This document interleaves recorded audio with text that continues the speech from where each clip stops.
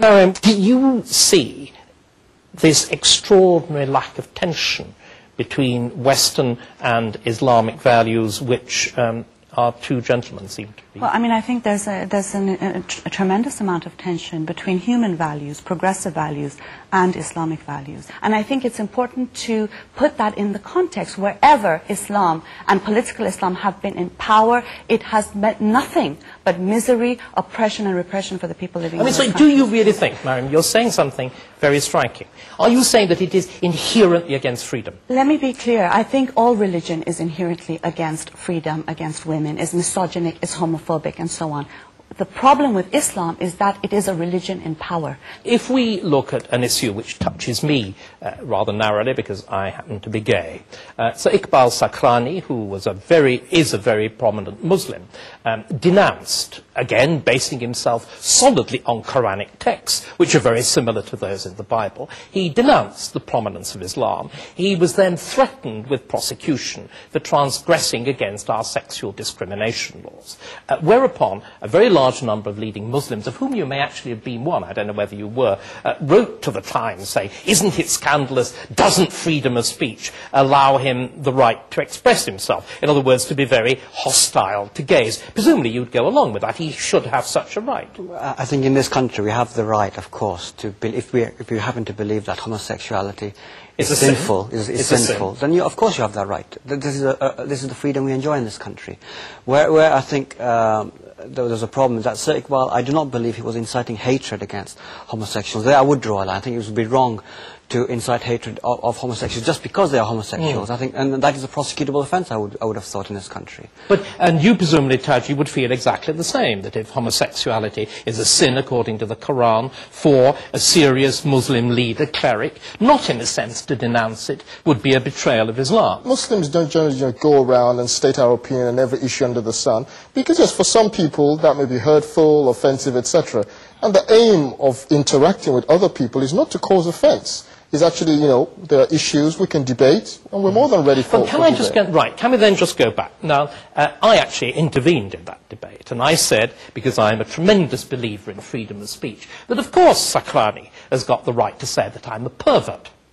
I equally want the right to be able to say, with nobody threatening me and nobody denouncing me, that he is a nasty, medieval-minded bigot.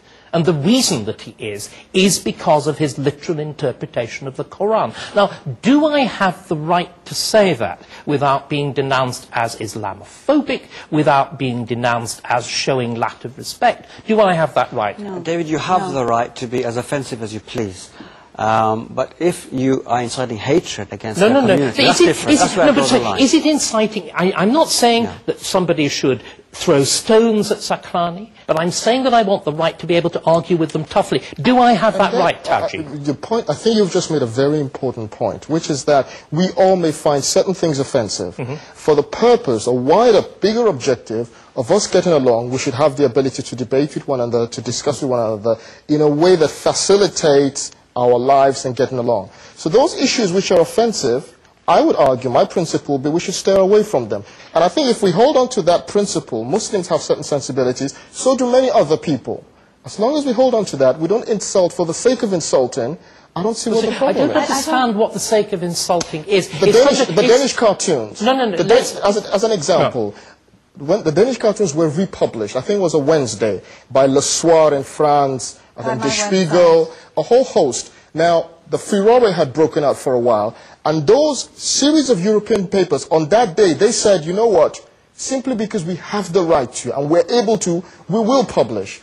What purpose did it serve? People were already upset about it. So that was gratuitous. It served it did not further the debate and whatever. I think the problem is that what's happened now is that any criticism of Islam and political Islam is deemed racism and Islamophobia. This is not the case. If you criticize a belief, if you criticize an ideology, if you criticize a political movement attached to it, it does not mean that you're vilifying or committing racism against people who may even hold. Or arousing hatred. And I think what's happened is the the political Islamic movement and Islamists want to raise the status of their beliefs to being inviolable. It's sacred. You're not allowed to talk about it. You're not allowed, and they talk about offense. And I think that if we want to talk about offense, a lot of things they say offend me. A lot of people are offended every day, day in and day out. Especially the religious are offended over everything. They're offended if you don't veil. They're offended if you're gay. They're offended if you're a woman. The issue is that you cannot restrict free speech based on what offends people. And I have a duty to, I especially feel in this day and age with the terror and horror that political Islam has wreaked in the world today, we have a duty especially to criticize it, to ridicule it, to challenge it. And I think that in this situation, you're always told, well, you're being offensive, don't touch that topic. But you were actually saying there, Taji, that we do not have, as it were, what we should do is steer clear of certain areas. We do. No, you're saying we have a duty to steer clear of certain areas because it hurts people.